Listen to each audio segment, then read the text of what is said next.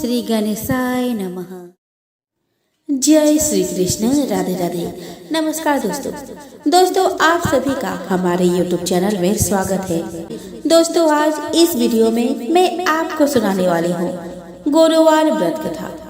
दोस्तों यह उपवास बृहस्पतिवार को रखा जाता है। किसी भी माह के शुक्ल पक्ष में अनुराधा नक्षत्र और गुरुवार के योग के दिन इस व्रत की शुरुआत करना चाहिए। नियमित 7 व्रत करने से गुरु ग्रह से उत्पन्न होने वाला अनिष्ट नष्ट हो जाता है। कथा और पूजन के समय मन, कर्म और वचन से शुद्ध होकर मनोकामना पूर्ति के लिए बृहस्पति देव से प्रार्थना करनी चाहिए। पीले रंग के चंदन, अन्न, वस्त्र और फूलों का इस व्रत में विशेष महत्व होता है। दोस्तों इस दिन सूर्योदय से पहले उठकर स्नान से निवृत्त होकर पीले रंग के वस्त्र पहनने चाहिए। शुद्ध जल छिड़ककर पूरा घर पवित्र करें। घर के किसी भी पवित्र स्थान पर बृहस्पति देव की मूर्ति या चित्र स्थापित करें। तत्पश्चात पीत वर्ण के गंध, पुष्प और अक्षत से विधि विधान से पूजन करें। दोस्तों इस दिन एक समय ही भोजन किया जाता है। व्रत करने वाले को भोजन में चने की दाल अवश्य खानी चाहिए। बृहस्पतिवार के व्रत में केले के वृक्ष की पूजा की जाती है। बृहस्पतिवार व्रत के पूजन से स्त्री पुरुष को बृहस्पति देव की अनुकंपा से धन संपत्ति का अपार लाभ होता है। परिवार में सुख तथा शांति बनी रहती है। स्त्रियों के लिए बृहस्पतिवार का व्रत बहुत ही शुभ फल देने वाला है। बृहस्पतिवार की पूजा के पश्चात कथा सुनने का विशेष महत्व है। बृहस्पतिवार के व्रत करने और कथा सुनने से विद्या का बहुत लाभ होता है। बृहस्पतिवार का नियमित व्रत रखने वाले स्त्री की सभी मनोकामनाएं पूर्ण होती है। आइए दोस्तों अब हम श्रवण करें बृहस्पतिवार व्रत कथा। दोस्तों प्राचीन समय की बात है। एक बड़ा प्रतापी तथा दानी राजा था। वह प्रत्येक गुरुवार को व्रत रखता एवं पूजन करता था। यह उसकी रानी को अच्छा नहीं लगता था। वह ना ही व्रत करती और ना ही किसी को एक पैसा दान में देती। राजा को भी वो ऐसा करने से मना किया करती थी। एक समय की बात है, राजा शिकार खेलने वन को चले गए। घर पर रानी और दासी थी। उस समय गुरु बृहस्पति साधु का रूप धारण कर राजा के दरवाजे पर भीख मांगने आए। साधु ने रानी से भिक्षा मांगी तो रानी कहने लगी कि हे साधु महाराज, मैं इस दान और पुण्य से तंग आ गई हूँ। आप कोई ऐसा उपाय बताएं जिससे यह सारा धन नष्ट हो जाए तथा मैं आराम से रह सकूं। साधु रूपी बृहस्पति देव ने कहा कि हे देवी, तुम बड़ी विचित्र हो। संतान और धन से भी कोई दुखी होता है। अगर तुम्हारे पास धन अधिक है तो इसे शुभ कार्यों में लगाओ जिससे तुम्हारे दोनों लोग सुधरे। परंतु साधु की इन बातों से रानी खुश नहीं हुई। उसने कहा कि मुझे ऐसा धन की आवश्यकता नहीं जिससे मैं अन्य लोगों को दान दूं और जिसको संभालने में ही मेरा सारा समय नष्ट हो जाए। साधु ने कहा, यदि तुम्हारी ऐसी इच्छा है तो जैसा मैं तुम्हें बताता हूँ तुम वैसा ही करना। बृहस्पतिवार के दिन घर को गोबर से लिपना, अपने केसों को पीले मिट्टी से धोना, केसों को धोते समय स्नान करना, राजा से हजामत बनाने को कहना, भोजन में मांस मदिरा खाना, कपड़ा धोबी के यहाँ धुलने डालना। इस प्रकार 7 बृहस्पतिवार करने से तुम्हारा सब धन नष्ट हो जाएगा। इतना कहकर साधु बने बृहस्पति देव अंतर ध्यान हो गए। साधु के कहे अनुसार करते हुए रानी को केवल 3 बृहस्पतिवार ही बीते थे कि उसकी समस्त धन संपत्ति नष्ट हो गई। भोजन के लिए परिवार तरसने लगा। एक दिन राजा रानी से बोला कि हे रानी, तुम यही रहो, मैं दूसरे देश को जाता हूँ क्योंकि यहाँ पर मुझे सभी जानते हैं, इसीलिए मैं यहाँ कोई छोटा कार्य नहीं कर सकता। ऐसा कहकर राजा परदेश चला गया। वह जंगल से लकड़ी काट कर लाता और शहर में बेचता। इस तरह वो अपना जीवन व्यतीत करने लगा। इधर राजा के बिना रानी और दासी दुखी रहने लगी। एक समय जब रानी और दासी को 7 दिन बिना भोजन के रहना पड़ा तो रानी ने अपने दासी से कहा कि हे दासी, पास ही के नगर में मेरी बहन रहती है।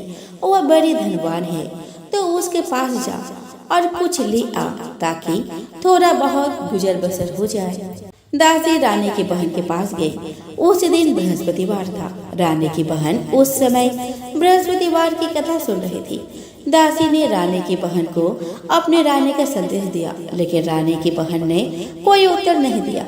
जब दासी को रानी की बहन से कोई उत्तर नहीं मिला तो वह बहुत दुखी हुई। उसे क्रोध भी आया। दासी ने वापस आकर रानी को सारी बात बता दी। यह सुनकर रानी ने अपने भाग्य को कोसा।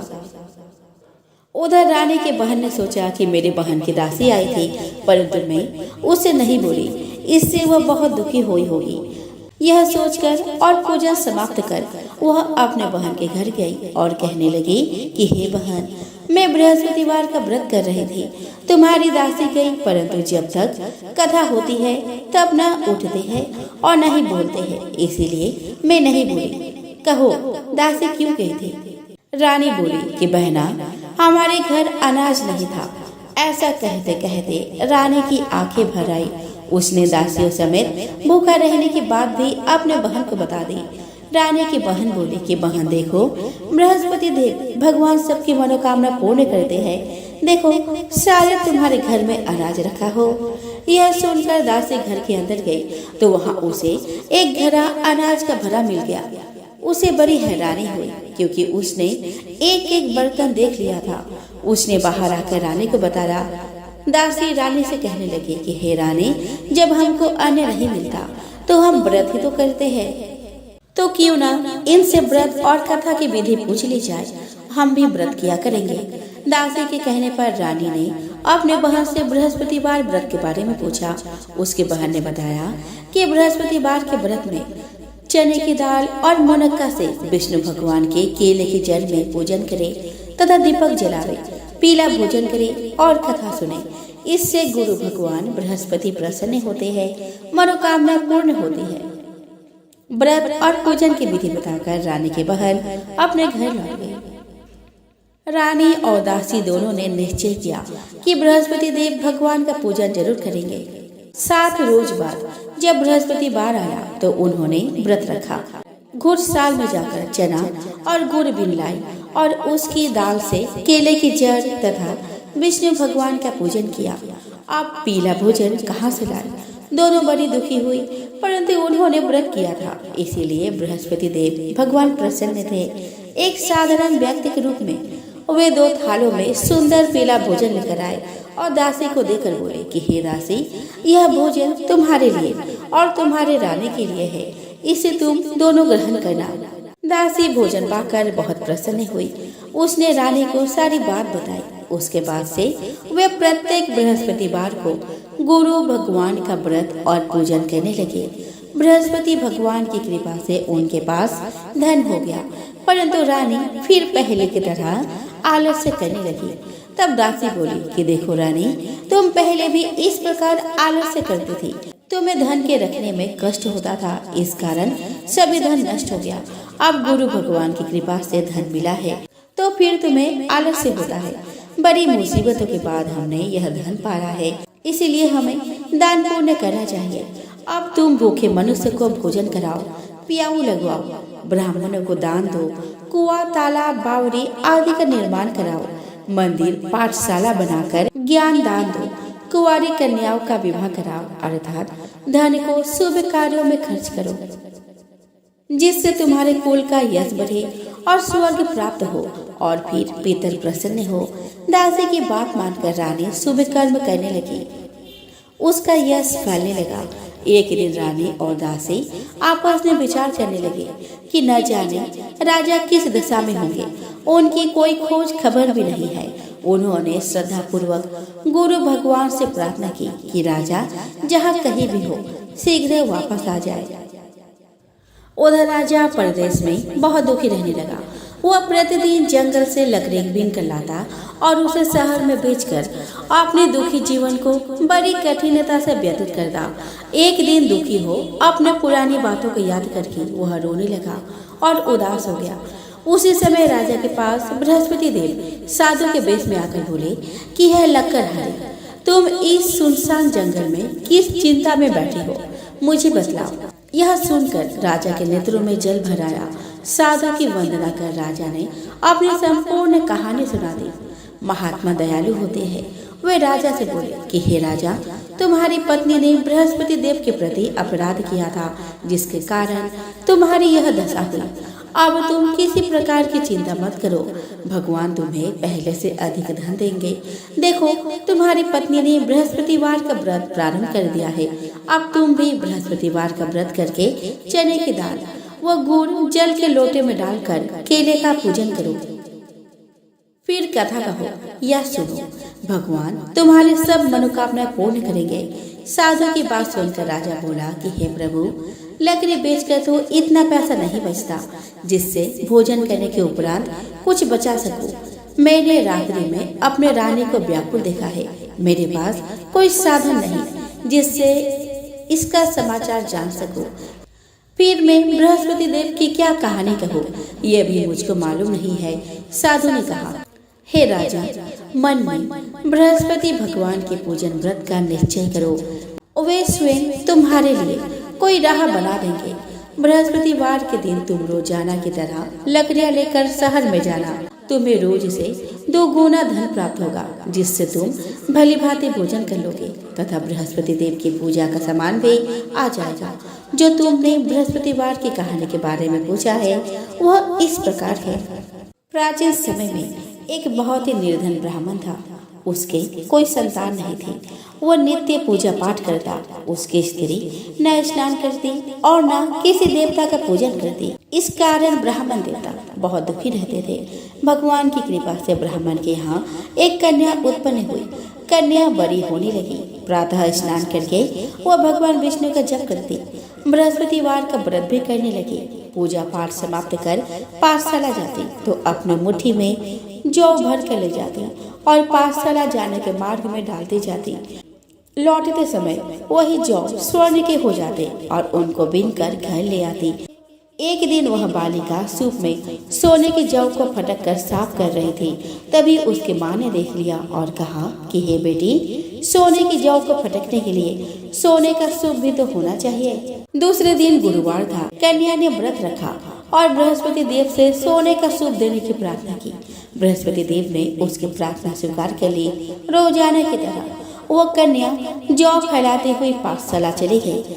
पाठशाला में लौटकर जब वह जौ बीन रही थी तो बृहस्पति देव की कृपा से उसे सोने का सूप मिला। उसे वह घर में ले आई और उसे जौ साफ करने लगी, परंतु उसकी माँ का वही ढंग रहा। एक दिन की बात है, कन्या सोने के सूप में जब जौ साफ कर रही थी, उस समय उस नगर का राजकुमार वहाँ से निकला। कन्या के रूप को देखकर वह उस पर मोहित हो गया। राजमहल आकर वह भोजन तथा जल त्याग कर उदास होकर लेट गया। राजा को जब राजकुमार द्वारा अन्य जल त्यागने का समाचार ज्ञात हुआ तो वह अपने मंत्रियों के साथ वह अपने पुत्र के पास गया और कारण पूछा। राजकुमार ने राजा को उस लड़की के घर का पता भी बता दिया। मंत्री उस लड़की के घर गया। मंत्री ने ब्राह्मण के समक्ष राजा की ओर से निवेदन किया। कुछ ही दिनों बाद ब्राह्मण की कन्या का विवाह राजकुमार के साथ संपन्न हो गया। कन्या के घर ले जाते ही ब्राह्मण के घर में पहले की भांति गरीबी का निवास हो गया। एक दिन दुखी होकर ब्राह्मण अपने पुत्र से मिलने गए। बेटी ने पिता की अवस्था को देखा और अपने माँ का समाचार पूछा। ब्राह्मण ने सभी हाल कह सुनाया। कन्या ने बहुत सा धन देकर अपने पिता को विदा कर दिया, लेकिन कुछ ही दिनों बाद फिर वही हाल हो गया। ब्राह्मण फिर अपने कन्या के यहाँ गया और सभी हाल कह सुनाया। तो पुत्री बोली कि हे पिताजी, आप माताजी को यहाँ ले आओ, मैं उन्हें वह विधि बता दूंगी जिससे गरीबी दूर हो जाए। ब्राह्मण देवता अपने स्त्री को साथ लेकर अपने पुत्री के पास राजमहल पहुँचे तो पुत्री अपने माँ को समझाने लगी कि हे माँ, तुम प्रातः काल स्नान आदि करके विष्णु भगवान का पूजन करो तो सब दरिद्रता दूर हो जाएगी। परंतु उसकी माँ ने उसकी एक भी न सुनी। वह प्रातः काल उठकर अपने पुत्री का बच्चा जूठन खा लेती है। एक दिन उसकी पुत्री को बहुत गुस्सा आया। उसने अपनी माँ को एक कोठरी में बंद कर दिया। प्रातः उसने स्नान आदि करा के पूजा पाठ करवाया तो उसकी माँ की बुद्धि ठीक हो गई। इसके बाद से वह नियम से पूजा पाठ करने लगी और प्रत्येक बृहस्पतिवार को व्रत रखने लगी। इस व्रत के प्रभाव से वह मृत्यु के बाद स्वर्ग को गई। वह ब्राह्मण भी सुखपूर्वक इस लोक का सुख भोगकर स्वर्ग को प्राप्त हुआ। इस तरह कहानी कहकर साधु देवता वहाँ से लोप हो गए। धीरे धीरे समय व्यतीत होने पर फिर बृहस्पतिवार का दिन आया। राजा जंगल से लकड़ी काट कर शहर में बेचने गया। उसे उस दिन और दिनों से अधिक धन मिला।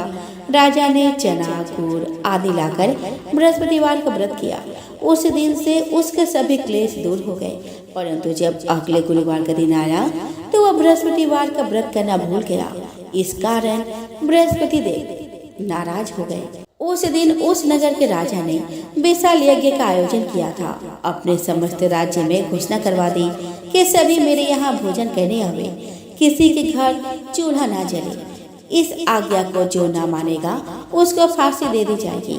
राजा के आज्ञा अनुसार राज्य के सभी दासी राजा के भोज में सम्मिलित हुए, लेकिन लकड़हारा कुछ देर से पहुंचा, इसीलिए राजा उसको अपने साथ महल में ले गए।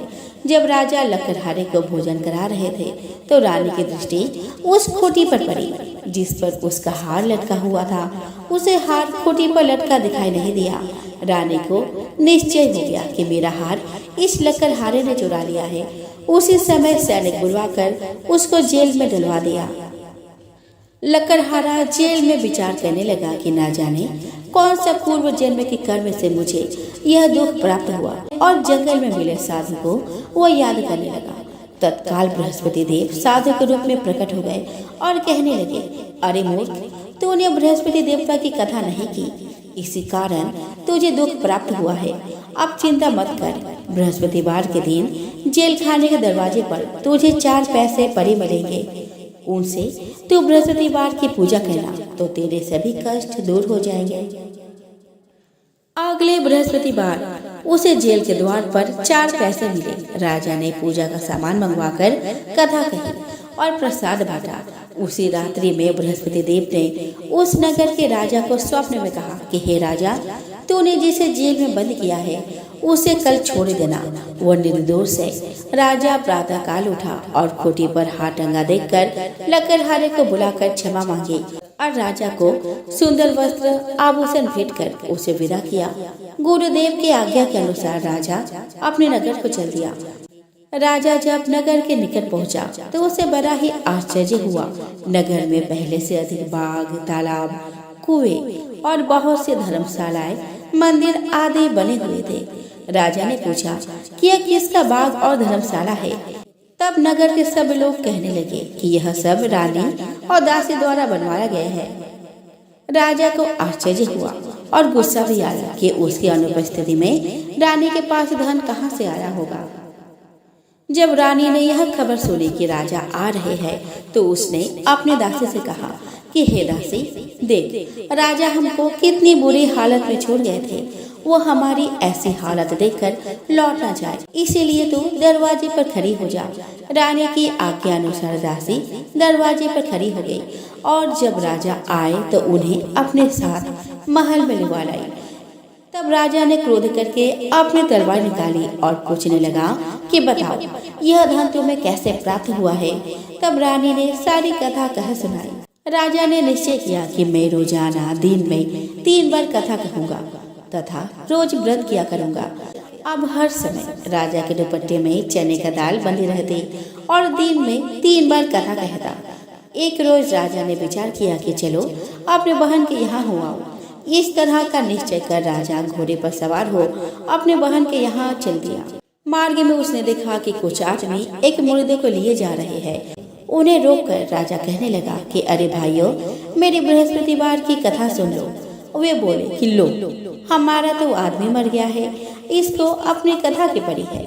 परंतु कुछ आदमी बोले कि अच्छा कहो, हम तुम्हारी कथा भी सुनेंगे। राजा ने दाल निकाली और कथा कहनी शुरू कर दी। जब कथा आधी हुई तो मुर्दा हिलने लगा और जब कथा समाप्त हुई तो राम राम करके वह मुर्दा खड़ा हो गया। राजा आगे बढ़ा। उसे चलते चलते शाम हो गई। आगे मार्ग में उसे एक किसान खेत में हल चलाता दिखा। राजा ने उससे कथा सुनने का आग्रह किया, लेकिन वह नहीं माना। राजा आगे चल पड़ा। राजा के हटते ही बैल पछाड़ खाकर गिर गए एवं किसान के पेट में बहुत जोर से दर्द होने लगा। उसी समय किसान की पत्नी रोटी लेकर आई। उसने जब देखा तो अपने पुत्र से सब हाल पूछा। बेटे ने सभी हाल बता दिया। बुढ़िया दौड़ी दौड़ी उस घुड़सवार के पास गई और उससे बोली कि मैं तेरी कथा सुनूंगी, तू अपनी कथा मेरे खेत पर ही चलकर कहना। राजा ने लौटकर बुढ़िया के खेत पर जाकर कथा कही, जिसके सुनते ही बैल खड़े हो गए और किसान के पेट का दर्द भी बंद हो गया। राजा अपने बहन के घर पहुंच गया। बहन ने भाई की खूब मेहमानी की। दूसरे रोज प्रातः का राजा जागा तो वह देखने लगा कि सब लोग भोजन कर रहे हैं। राजा ने अपने बहन से जब पूछा कि ऐसा कोई मनुष्य है जिसने भोजन नहीं किया हो, जो मेरे बृहस्पतिवार की कथा सुन ले। बहन बोले कि हे भैया, यह देश ऐसा ही है। पहले यहाँ के लोग भोजन करते हैं, बाद में अन्य काम करते हैं। फिर वह एक कुम्हार के घर गई जिसका लड़का बीमार था। उसे मालूम हुआ कि उसके यहाँ 3 दिन से किसी ने भोजन नहीं किया। रानी ने अपने भाई की कथा सुनने के लिए कुम्हार से कहा। वो तैयार हो गया। राजा ने जाकर बृहस्पतिवार की कथा कही, जिसको सुनकर उसका लड़का ठीक हो गया। अब तो राजा की प्रशंसा होने लगी। एक दिन राजा ने अपने बहन से कहा कि हे बहन, मैं अब अपने घर जाऊंगा, तुम भी तैयार हो जाओ। राजा की बहन ने अपने सास से अपने भाई के साथ जाने की आज्ञा मांगी। सास बोली कि चली जाओ, परंतु अपने लड़कों को मत ले जाना, क्योंकि तेरे भाई के कोई संतान नहीं है। बहन ने अपने भाई से कहा कि हे भैया, मैं तो चलूंगी, परंतु कोई बालक नहीं जाएगा। अपने बहन को भी छोड़कर दुखी मन से राजा अपने नगर को लौट आया। राजा ने अपने रानी से सारी कथा बताई और फिर बिना भोजन किए वो सैया पर लेट गया। रानी बोली कि हे प्रभु, बृहस्पति देव ने हमें सब कुछ दिया है, वे हमें संतान अवश्य देंगे। उसी रात बृहस्पति देव ने राजा का स्वप्न में कहा कि हे राजा, उठ, सभी सोच त्याग दे, तेरी रानी गर्भवती है। राजा को यह जानकर बड़ी खुशी हुई। 9वें महीने रानी के गर्भ में एक सुंदर पुत्र पैदा हुआ। तब राजा बोला कि हे रानी, स्त्री बिना भोजन के रह सकती है, परंतु बिना कहे नहीं रह सकती। जब मेरी बहन आए तो मुझसे कुछ मत कहना। रानी ने हाँ कर दी। जब राजा की बहन ने यह शुभ समाचार सुना तो वह बहुत खुश हुई तथा बधाई लेकर अपने भाई के पास आई। रानी ने तब उसे आने का उल्हाना दिया कि जब भाई अपने साथ ला रहे थे तब टल गई, उनके साथ न आई और आज अपने आप ही भागी भागी बिना बुलाए आ गई। तो राजा की बहन बोली कि भाई, मैं इस प्रकार न कहती तो तुम्हारे घर औलाद कैसे होती। बृहस्पति देव सभी मनोकामना पूर्ण करते हैं। जो सद्भावना पूर्वक बृहस्पतिवार का व्रत करता है तथा कथा पढ़ता है अथवा सुनता है और दूसरों को सुनाता है, बृहस्पति देव उसके सभी मनोकामना पूर्ण करते हैं, उनकी सदैव रक्षा करते हैं। जो संसार में सद्भावना से गुरुदेव का पूजन एवं व्रत सच्चे हृदय से करते हैं, जैसे सच्ची भावना से रानी और राजा ने बृहस्पति देव की कथा का गुणगान किया तो उनके सभी इच्छाएं बृहस्पति देव ने पूर्ण की। अनजाने में भी बृहस्पति देव की उपेक्षा न करे, ऐसा करने से सुख शांति नष्ट हो जाती है। इसीलिए सबको कथा सुनने के बाद प्रसाद लेकर जाना चाहिए। हृदय में उनका मनन करते हुए जयकारा बोलना चाहिए। इतिश्री बृहस्पतिवार व्रत कथा समाप्त होती है। बोलो बृहस्पति देव की जय हो।